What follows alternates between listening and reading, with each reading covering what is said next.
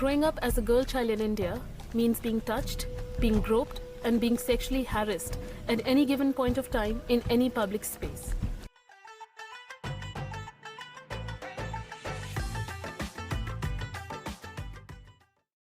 Sex as a subject in India is all about a man and a man's desires. Most women in India wouldn't even know what pleasure means.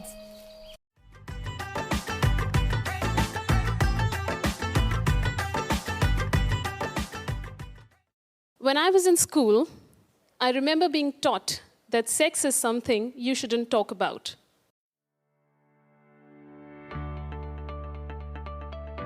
Hi, this is Carine Weiss and welcome to the Medicus Mundi Switzerland Health for All podcast.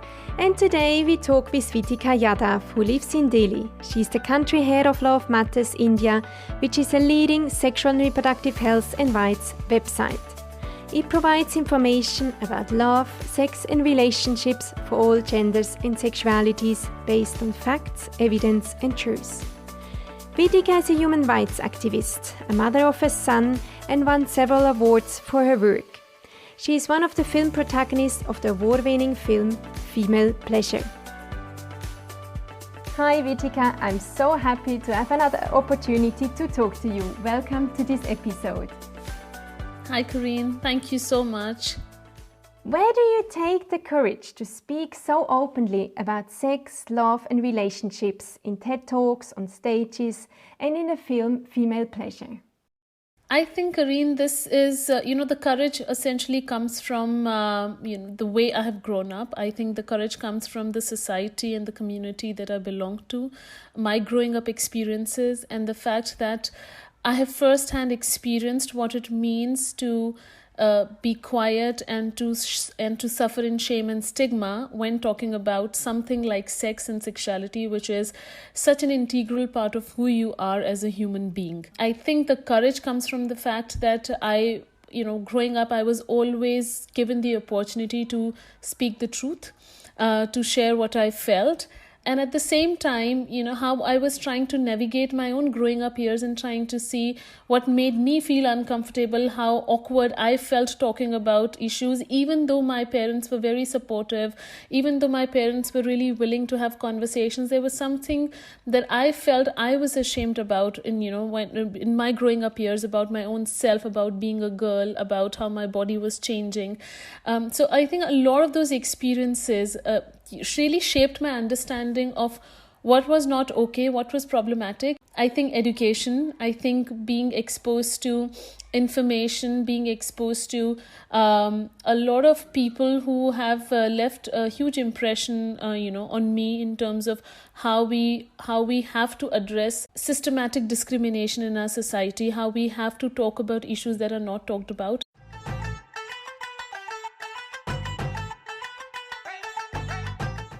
If I don't speak up, how do you expect anybody else to speak up for you? So we have to speak about something that was just not my experience, but shared experience of so many women and girls. You grew up in a traditional Hindu family in Rajasthan, northern India. What does it mean to be a girl in this society? It meant being part of a society where everything that you do, everything that you say, you would be judged for that, where the society essentially has some said and unsaid norms around how a girl child is supposed to be, how she's supposed to behave. Possibly the whole life trajectory in front of her is actually laid out by the society and by the community, and everybody has an opinion about the girl's life, and I think that was something that was not unique to where I grew up, but largely was the reality of what the society in India is largely like, and I think within that society I felt that my parents were a little bit of a misfit. I think they were questioning a lot of things. I never felt that my birth was not celebrated. And I say this because I know how people spoke to me about, and my parents about me, and how stern my parents were about the fact that they would want me to be educated and sort of never tell me what I wanted to do with my life, but let me really chart out my own path. So it was sort of a very conflicting reality, coming from a small city in Rajasthan, being a part of a community that largely decides for you what a girl child is supposed to be like. Very, very strong and harmful social norms. What kind of harmful social norms were you exposed to? The whole idea of fitting in and the definition of what is a good girl. And the good girl never questions. She never talks about sex. It's a swear word. It is not good to express your feelings. It is not good to talk about anyone you're attracted to. Doing the work that I'm doing, I can't even imagine what a shocker it would have been for people to even think of a profession that is actually based around talking about sex and sexuality, and really looking at it from the perspective of rights and rights and issues. So I think really those social norms where a boy was considered more important than a girl.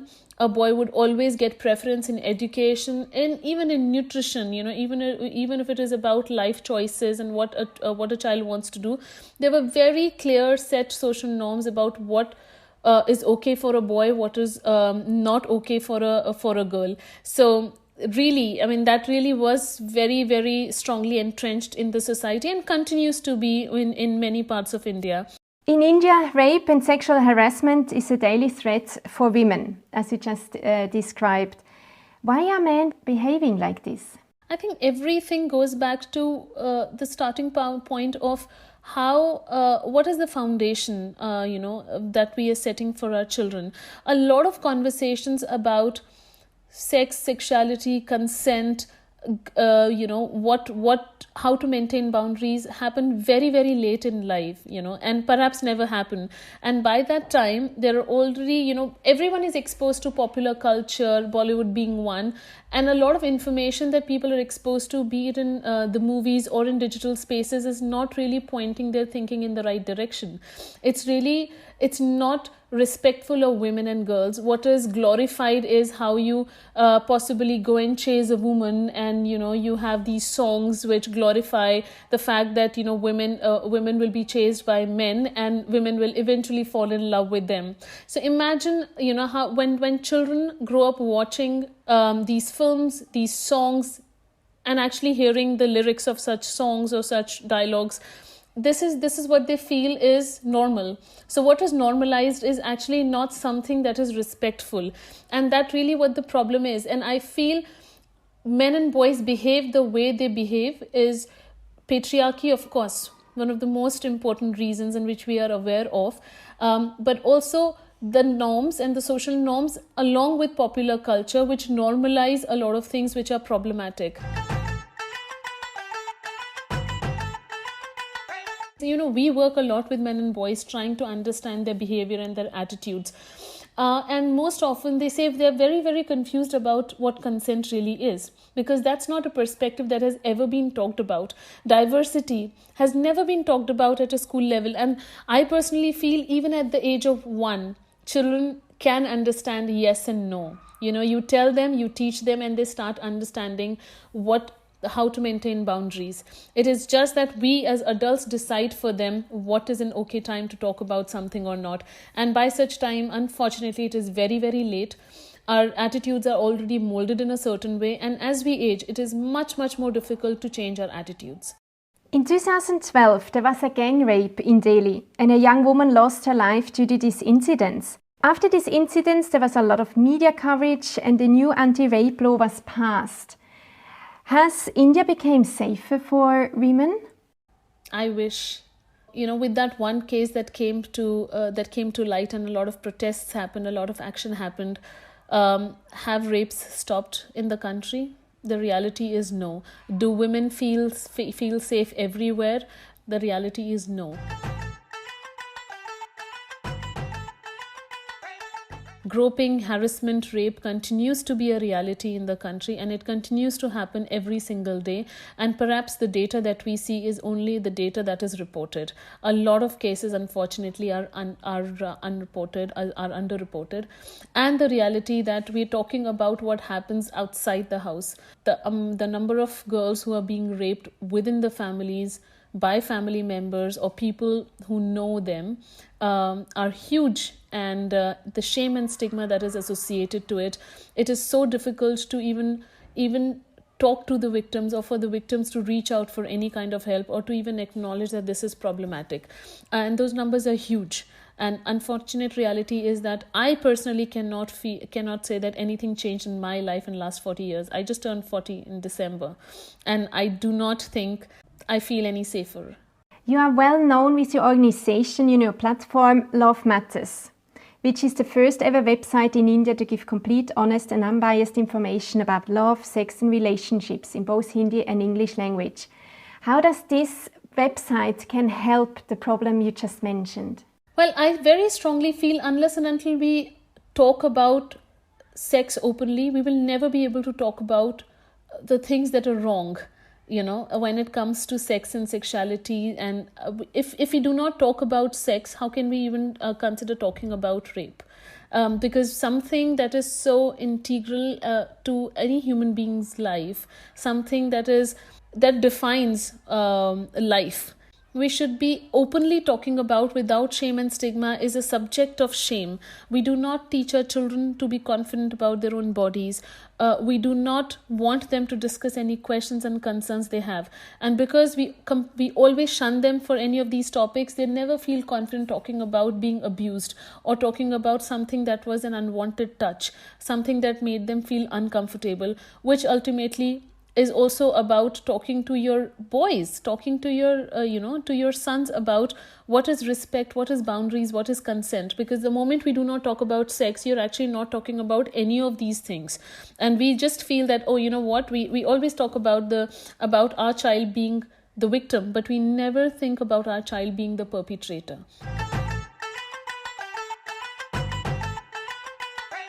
And that's a huge problem in the society. The moment we start as parents, as society, as educators, we shift that and we start to really understand it is so important to have these conversations, also acknowledge the discomfort in these conversations, and perhaps be able to guide young people to a safe space like Love Matters, where they can actually engage in information independently, they can ask their questions, and they can also share their perspectives and their stories. Things will not change. So Love Matters as such was really the first ever digital initiative in India that was a space for young people to not only get information which was completely honest, completely unbiased, but also sex positive information. The fact that sex is not something bad, sex is something good, and what defines good comes with a lot of elements, which means consent, which means respect, which means good communication, which means understanding boundaries, which means that there is also a life cycle approach to sex and understanding your bodies. So I think Love Matters really came up as that platform and became that safe space for young people where they could engage in information, but they could also share their stories where they felt that they were not alone. There were other people and other young people like them who also had questions, who also had concerns. Their realities were matched somebody else's realities, and it became that safe space for young people. Yeah, it was really fascinating to go through your website. When I visited I read headings such as clitoris, where is it anyway? Or how do I know I've started puberty? Or how to talk about condoms? So you go straight into topics which are often associated with shame, stigma, or false information. How do you choose your content? The content that one sees on the Love Matters platform is actually the user-generated content. These are real questions from real people, real young people, and these are the questions and the concerns that they have. A lot of almost every young person who writes to us is aspiring to have great sex, right?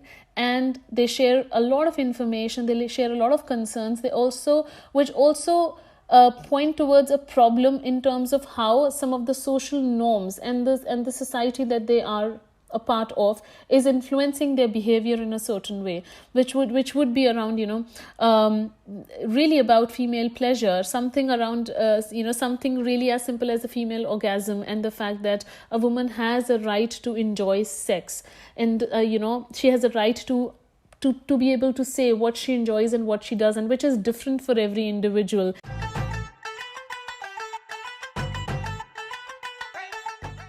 Something like clitoris is actually such an important part of a female body, yet there is no definition or description of this in the books that we read, even in the biology, the books that we read, because it is shameful. Women are essentially not supposed to enjoy sex. They're not supposed to have any kind of pleasure when they are in the act of sex. So it was really about a curriculum which redefined what sex and sexuality should be, and answering questions the way young people were asking. There's so many concerns around use of condom.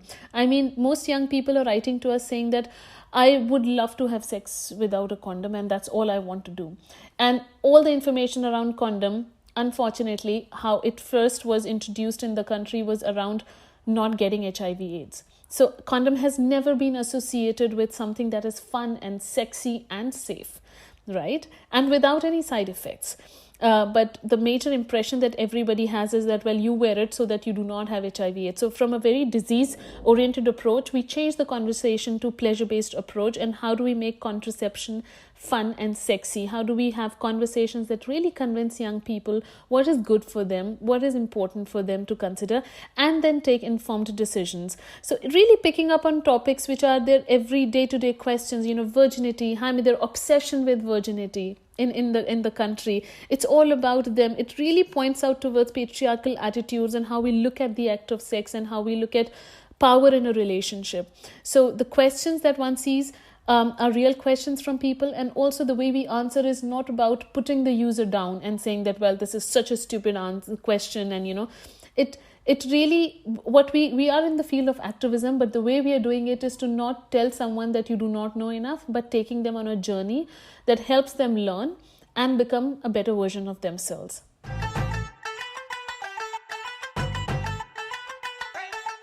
I mean, you are born in the land of the Kama Sutra. What happened in your society that sexuality and pleasure became shameful and a taboo? Well, interestingly, yes, India taught the world about sex, and then we totally perhaps forgot about it, or we started feeling shameful about sex.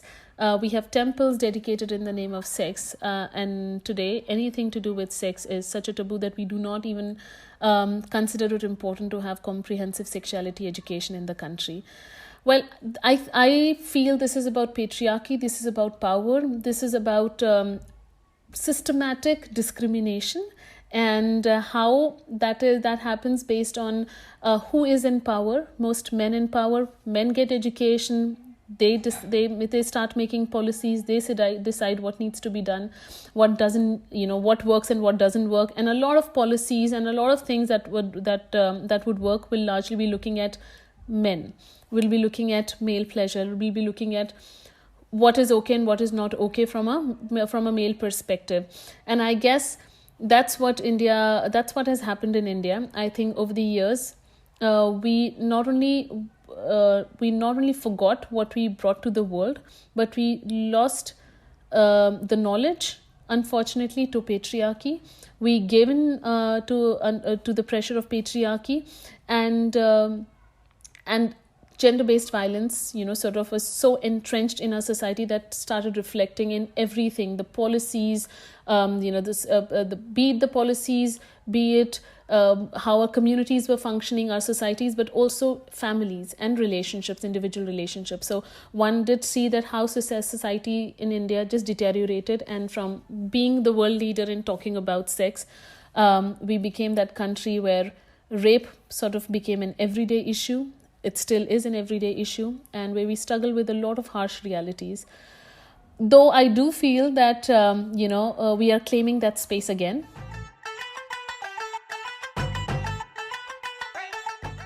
When we met in Switzerland nearly 2 years ago, you mentioned the problem of pornography among young people. How do you deal with it?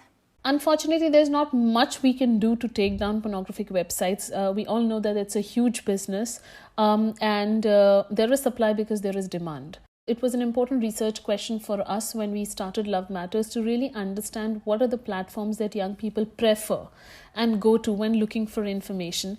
And a lot of young people said that, well, when I am looking for information, I'm not looking for academic information of what disease and how and what would be avoided. I am looking for information that helps me have great sex. And those were real questions. And most of young people referred to pornographic websites being their go-to place for not only knowing what sex is about, but how to be in bedroom or how to behave with their partners. And that really was a huge problem because most all pornography that is out there has been done and produced and directed with the male gaze.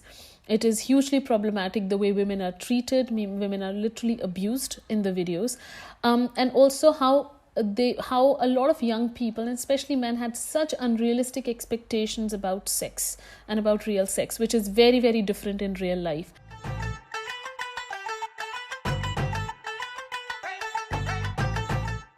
And that really was a problem. So when we started the platform and we started putting information, we started doing all kinds of audio, visual and written content, it was really about making sure that there was an alternate platform, which was not just about giving information, but it was about giving information which was fun, which was interesting, which answered these questions, and which was sex positive. We were talking about good things around sex. We were talking about pleasure. We were talking about orgasms. We were talking about, great communication, what makes it, how to spice up your sex life. We were answering everything that actually people wanted to know, but from a rights perspective, and it didn't have to be boring. It had, everything that was being taught about sex was so academic and so boring, which did not work for young people. And that's the space and the gap I think we filled in, and which is why I think pornography continues to stay as one of those research areas for us, because in the digital space, frankly, we are competing with the biggies. We compete with pornography, which has huge investments behind them, and we as a platform are doing that with with funds which are limited, but we are so happy that the response has been so amazing, and we have over 20 million user base in India for Love Matters. In the current internet porn culture, women are mainly there to satisfy men. Their own sexuality, their wishes and desires are often ignored, and the clitoris is simply not existent. I know you were in contact with Pornhub, one of the biggest porn platforms in the world. Did you try to advocate for women's rights and female pleasure? We did, but the first conversation that we had actually with Pornhub was not only to point out the problems, but also to know the kind of keywords that young people use, on their platform. And in terms of, really pushing for good quality content, I think those conversations are the ones that we have had with Pornhub. But it's a very different perspective when somebody is in a conversation from the business perspective, because they do not see women as a big market, unfortunately. And for them, they feel this is a business, and in this business they're looking at a very specific market, which is the male market. I wouldn't say that they have not been keen on trying out certain things which might work for female audience, but we've not seen any action on it. But yes, definitely, I would say there are a few organizations who have tried to really look at pornography from the perspective of safe sex and good sex, and also from the perspective of women and female pleasure. But that's not a huge market according to the porn filmmakers, and I think that's where the big problem is.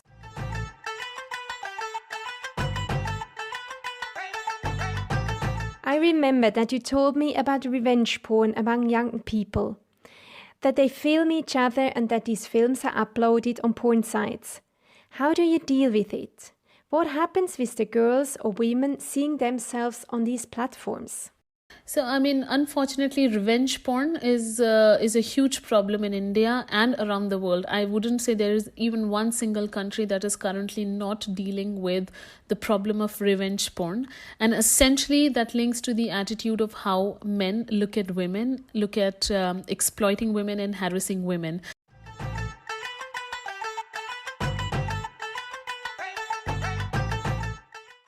just because it is taken, it's put on the internet platform, sometimes men also take advantage of the fact that,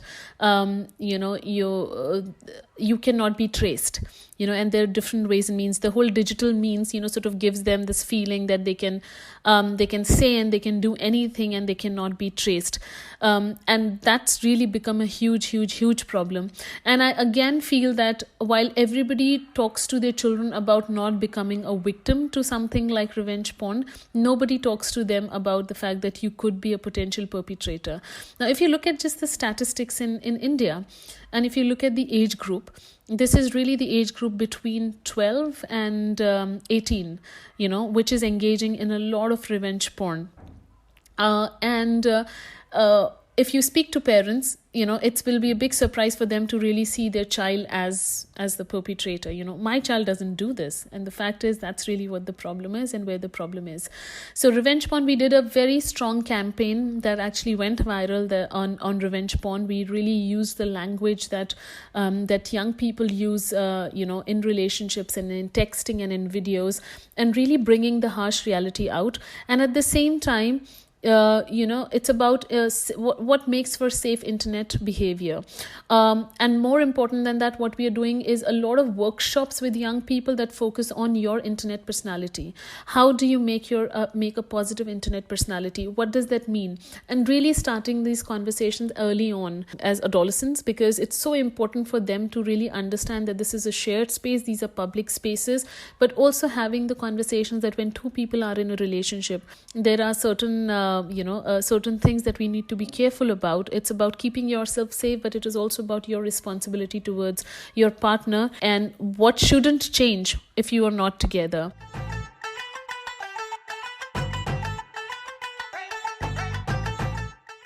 So the issue of revenge porn, I think, is a very difficult one that is growing. And I think there's so much that is not reported and underreported. It's a huge challenge. It's a huge problem. I think I was in college when one of the first MMS scandals happened, and the parents had to leave the city, had to leave the school, the identity, everything. So I think it just does not stop there. It's the trauma of your identity being taken away, your space being taken away. You have to stop school, in college, whatever. And you don't even know how your parents are going to respond to it. I mean, India is not a country where largely parents are very supportive of young people having relationships. Their first reaction to something like this will be, is this the reason why we were sending you to school or college? So it's a very different mindset. You cannot, for most part, you're not even confident if your parents will hear you out and give you support in that scenario.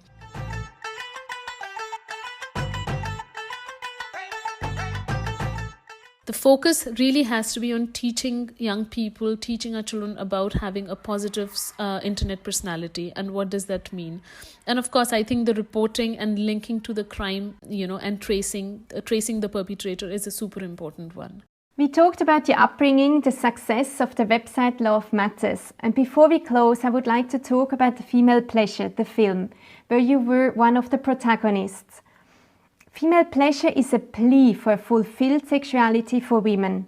And even today, women can't celebrate their body, their sexuality freely. And if they do so, in most parts of the world, they're despised or even threatened. What does this film mean to you? I would say inspire women and girls to talk about their own bodies, to their own self, and to not feel ashamed about talking about sex, talking about pleasure, claiming it, to really understand what makes for a healthy relationship. And sex is such an important part of it.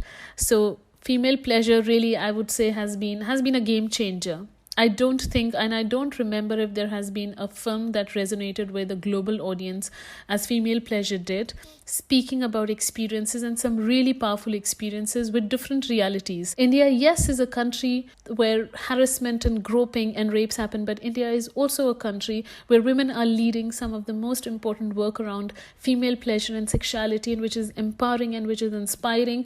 And we ourselves, we have to change the realities in our lives, and we have to be able to talk about it. So I think Female Pleasure really became that film and gave that platform to women from different countries to voice their opinions and to talk about their powerful work.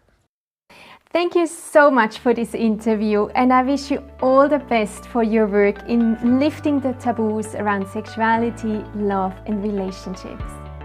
Thank you, Carine. It was a pleasure to talk to you, and let's continue to give sex a good name.